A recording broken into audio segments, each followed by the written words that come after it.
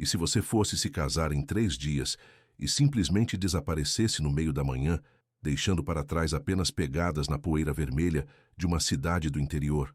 Esta é a pergunta que assombra Trindade, em Goiás, desde outubro de 1994. Mariana Ferreira tinha 23 anos quando a vida dela se transformou em um dos mistérios mais perturbadores do interior goiano. Cabelos castanhos sempre presos em rabo de cavalo, sorriso largo que iluminava as manhãs na padaria da família, ela era conhecida por acordar antes do galo cantar e varrer a calçada enquanto cumprimentava os vizinhos que passavam para o trabalho. Naquela terça-feira, 18 de outubro, Trindade acordou envolta na névoa típica do cerrado no fim da seca. O ar carregava o cheiro da terra rachada e da poeira que grudava nas roupas. As ruas de paralelepípedo ainda guardavam a umidade da madrugada quando Mariana saiu de casa, às 7h30 da manhã, carregando uma caixa de papelão branca nas mãos. Dentro da caixa estava seu vestido de noiva, um modelo simples de cetim, com mangas compridas e gola alta, costurado pela dona Conceição, a melhor costureira da cidade. O casamento com Antônio Carlos, filho de comerciantes locais, estava marcado para o sábado seguinte. Era para ser apenas um ajuste final no comprimento da barra. Ela estava radiante. Lembra Dona Neuza, que vendia pão de açúcar na esquina da praça. Falou que ia passar no correio depois da costureira, para mandar o convite para os parentes de Brasília. Disse que voltava para o almoço. A costureira ficava a apenas 4 quarteirões da casa da família Ferreira, na rua que levava à igreja matriz. Era um caminho que Mariana fazia de olhos fechados, conhecido por cada pedra do calçamento, cada portão azul ou verde das casas coloniais que ainda resistiam ao tempo. Às 8h15, a senhora que morava em frente à costureira viu Mariana bater palmas no portão. Dona Conceição a atendeu, pegou a caixa e elas entraram na casa. 15 minutos depois, Mariana saiu, agora com as mãos vazias. Acenou para a costureira e caminhou em direção ao centro da cidade. Foi a última vez que alguém a viu com certeza. O almoço passou. A tarde chegou.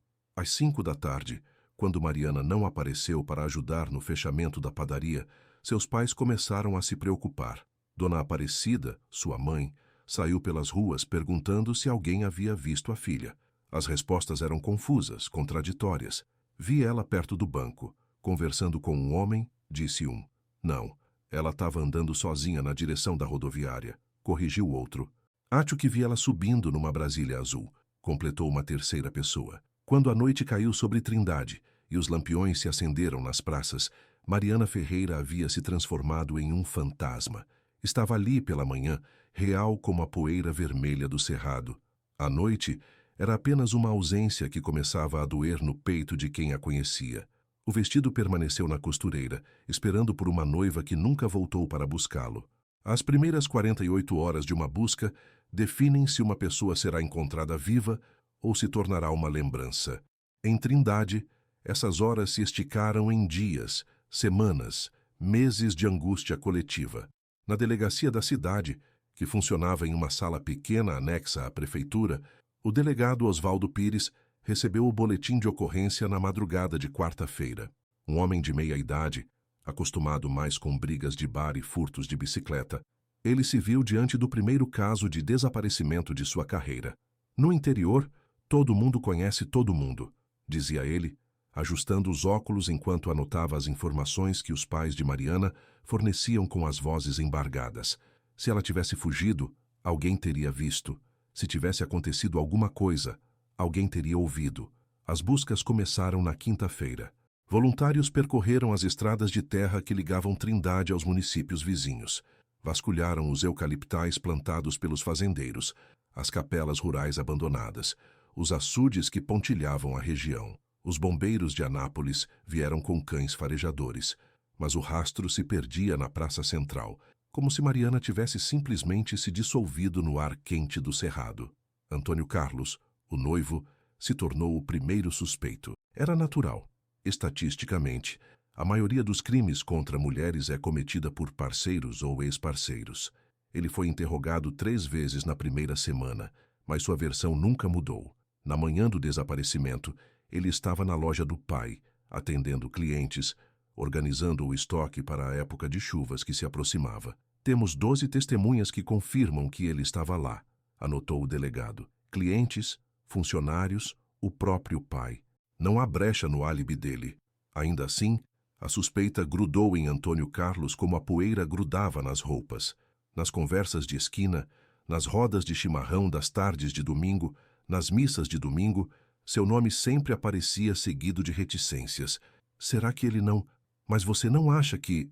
Dizem que eles brigaram na semana passada. A família de Mariana começou a se desintegrar sob o peso da incerteza.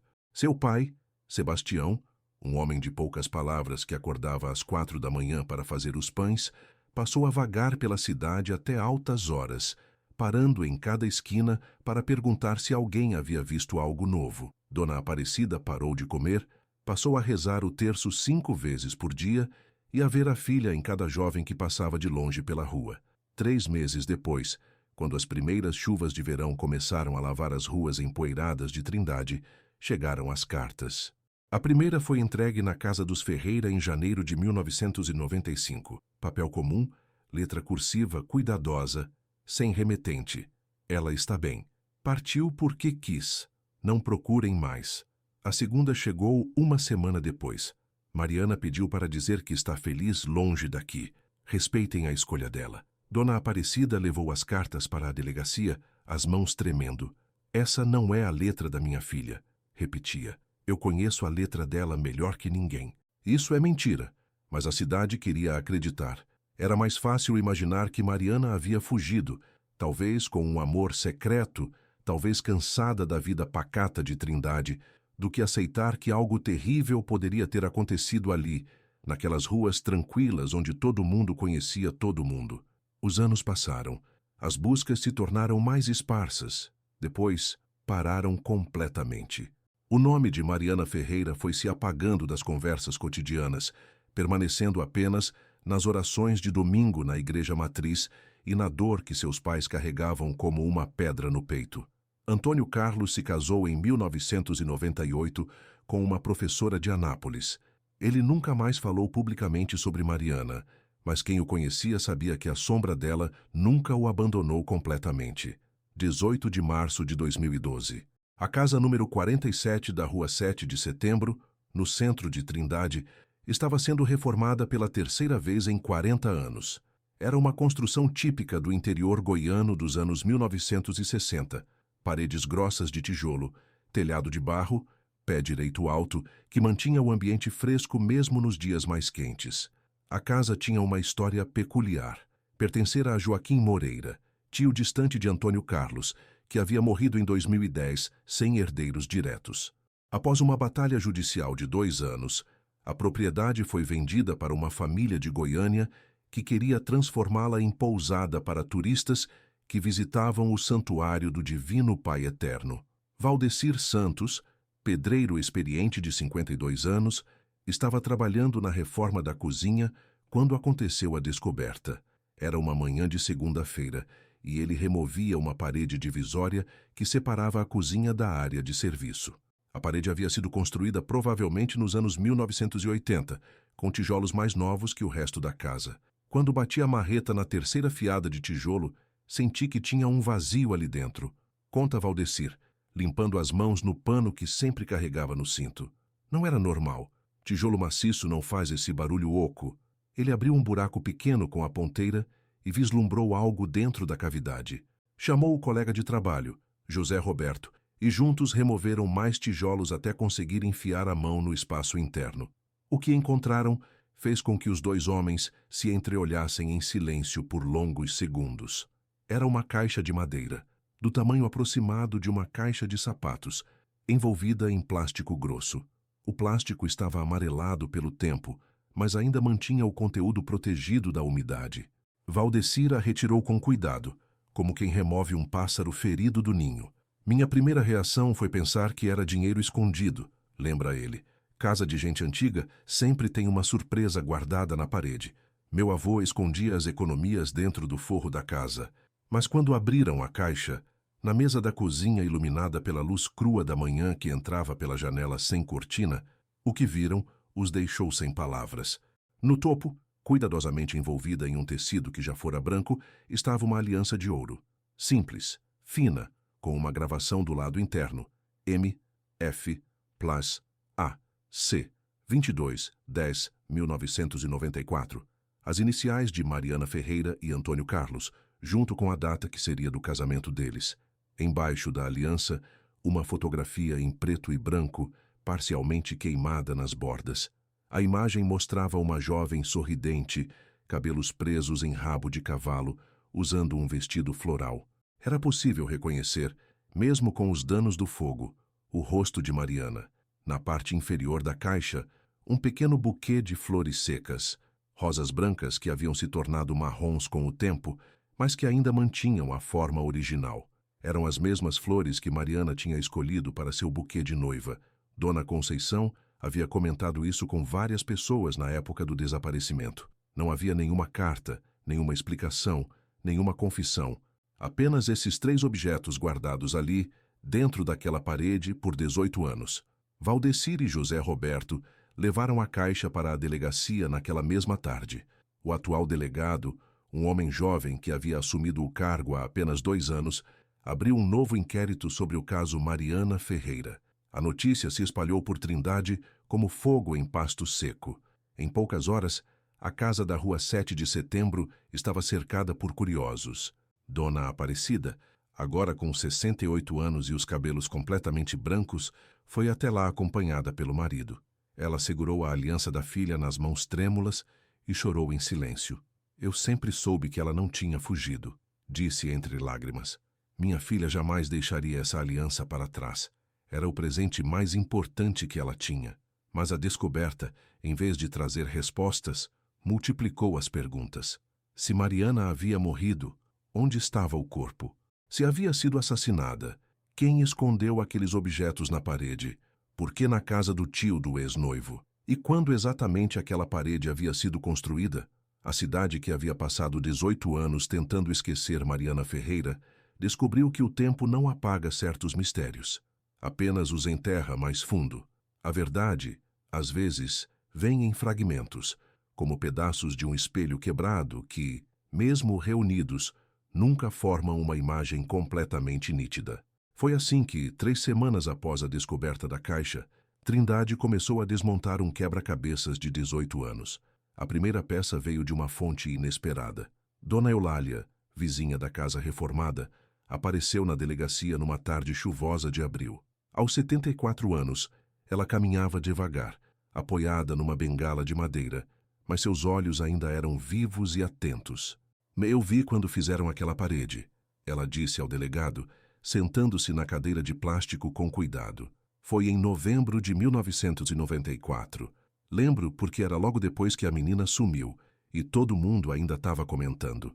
Sua memória era surpreendentemente precisa. Joaquim Moreira, o tio de Antônio Carlos, havia contratado um pedreiro de fora da cidade para fazer algumas reformas na casa. Ele disse que era para modernizar a cozinha, dividir melhor os ambientes. Mas achei estranho porque a casa já estava boa do jeito que estava. O delegado anotou cada palavra. Novembro de 1994, apenas 1 mês após o desaparecimento de Mariana.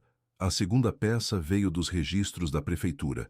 A reforma na casa de Joaquim Moreira fora oficializada em 15 de novembro de 1994, mas não havia registro do pedreiro responsável. O alvará fora solicitado pelo próprio Joaquim, que declarara que faria as modificações com mão de obra própria. Mas Joaquim Moreira era comerciante, vendia materiais de construção, não sabia nem trocar uma lâmpada, segundo quem o conhecia. Alguém havia construído aquela parede para ele, alguém que não queria deixar rastros. A terceira peça chegou numa ligação anônima para a rádio local. Uma voz masculina, claramente disfarçada, disse apenas: "Perguntem para o Antônio Carlos onde ele estava na tarde de 18 de outubro de 1994. Não de manhã, de tarde." O delegado convocou Antônio Carlos para um novo depoimento. Agora com 42 anos, cabelos ralos, proprietário de uma loja de roupas que herdara do pai, ele parecia muito diferente do jovem de 24 anos que ia se casar com Mariana. "Eu já disse 1000 vezes onde eu estava", repetiu, nervoso, mexendo constantemente nos óculos. De manhã eu estava na loja. Todo mundo pode confirmar. E à tarde? Perguntou o delegado. Antônio Carlos hesitou. Foi um silêncio de apenas 3 segundos, mais suficiente para mudar toda a investigação. À tarde, eu saí mais cedo. Fui resolver umas coisas do casamento. Que coisas? Não lembro direito. Faz muito tempo. Onde você foi? Outro silêncio. Antônio Carlos olhou para as próprias mãos. Fui na casa do meu tio Joaquim. Ele ia emprestar umas cadeiras para a festa. Conversamos sobre os preparativos. Era a primeira vez, em 18 anos, que Antônio Carlos admitia ter estado na casa onde os objetos de Mariana foram encontrados no dia do desaparecimento. 2 dias depois, Joaquim Moreira Júnior, filho de um primo de Joaquim Moreira que havia morrido, apareceu na delegacia com uma caixa de documentos do falecido. Entre recibos antigos e papéis sem importância, encontrou algo que fez o caso tomar um rumo definitivo. Era uma anotação manuscrita, datada de 20 de outubro de 1994, na caligrafia tremida de Joaquim. Antônio veio aqui muito nervoso. Disse que a Mariana teve um acidente, que ela bateu a cabeça e morreu, que foi sem querer. Eu não acreditei, mas ele estava desesperado. Disse que se a polícia descobrisse, iam achar que ele matou ela de propósito. Me pediu para ajudar ele a esconder o corpo. Eu não quis saber dos detalhes. Só enterramos ela no pasto atrás da casa. Deus me perdoe. Na parte inferior da anotação, uma segunda caligrafia mais firme. Guardei essas coisas dela antes de enterrar. Não sei porquê. Talvez um dia alguém precise saber a verdade. A.C. Confrontado com a anotação, Antônio Carlos desmoronou. Não foi um colapso dramático, mas um desabar lento, como uma parede velha que não aguenta mais o peso do tempo. Ela veio me procurar na loja. Disse, a voz saindo baixa, quase inaudível. Disse que tinha descoberto uma coisa sobre mim que ia cancelar o casamento, que eu tinha mentido para ela sobre uma coisa importante. Discutimos. Ela saiu nervosa. Ele a seguiu até a casa do tio, que estava vazia. Joaquim havia saído para resolver negócios em Goiânia. A discussão continuou ali. Eu só queria explicar. Ela não me deixava falar. Disse que ia contar para todo mundo. Ia me envergonhar na frente da cidade inteira. Eu empurrei ela, só para ela me ouvir. Ela tropeçou, bateu a cabeça na quina da mesa da cozinha. Antônio Carlos parou de falar. Olhou para as próprias mãos como se elas pertencessem a outra pessoa. Quando o tio Joaquim chegou, horas depois, ela já estava morta. Eu estava em pânico. Ele disse que me ajudava, mas que eu ia ficar devendo esse favor para ele pelo resto da vida. O corpo de Mariana foi enterrado no pasto atrás da casa, numa cova funda, coberta com cal. A área depois foi plantada com eucaliptos e nunca mais foi mexida. Joaquim construiu a parede na cozinha e escondeu a aliança, a foto e o buquê ali dentro como um túmulo simbólico. As cartas anônimas que a família recebeu foram escritas pela cunhada de Joaquim, que sabia de parte da história, e achou que seria mais piedoso fazer os pais acreditarem que a filha havia fugido. Em maio de 2012, o corpo de Mariana Ferreira foi encontrado exatamente onde Antônio Carlos disse que estava. Ela foi enterrada no cemitério de Trindade, numa cerimônia que reuniu centenas de pessoas. Seus pais, agora com mais de 70 anos, finalmente puderam se despedir da filha. Antônio Carlos foi condenado a 12 anos de prisão por homicídio culposo e ocultação de cadáver. Durante o julgamento, nunca revelou qual era o segredo que Mariana havia descoberto e que levou à discussão fatal. Hoje, a casa da Rua 7 de Setembro funciona como uma pequena pousada. A cozinha foi completamente reformada, mas os hóspedes às vezes relatam uma sensação estranha ao passar por ali, como se as paredes ainda guardassem memórias que prefeririam esquecer. Dona Aparecida acende uma vela para a filha todos os domingos na igreja matriz. 18 anos esperando, ela diz, olhando para a foto de Mariana no altar. Mas no final, ela voltou para casa. Na lápide simples do cemitério está escrito apenas Mariana Ferreira, 1971-1994, filha amada que nunca foi esquecida. O que levou à discussão fatal entre Mariana e Antônio Carlos naquela tarde de outubro permanece um mistério. Alguns segredos, mesmo depois de revelados, continuam enterrados. 6 meses após o julgamento de Antônio Carlos, uma descoberta inesperada mudaria para sempre a forma como Trindade enxergava toda a história. Era dezembro de 2012 e Padre Mário, pároco da Igreja Matriz há mais de 30 anos, estava organizando os arquivos antigos da paróquia para uma digitalização quando encontrou algo que o fez sentar pesadamente na cadeira de madeira de seu escritório. Entre os registros de batismos de 1993, havia uma anotação manuscrita que não constava nos livros oficiais. Era uma folha avulsa, guardada dentro de um envelope lacrado, com a letra inconfundível de Padre José, antecessor de Padre Mário, que havia morrido em 2005. A anotação dizia: Confissão de A. C. M. em 15 de setembro de 1994. Pecado de adultério. Relacionamento com L. S. Casada por 8 meses. Teme que a noiva descubra antes do casamento. Pediu orientação sobre como confessar à família da moça. Aconselhei sinceridade, mas ele disse que preferia cancelar o casamento a envergonhar a todos. Que Deus o perdoe e o ilumine. Padre Mário leu e releu aquelas linhas, sentindo o peso da revelação. A. C. M.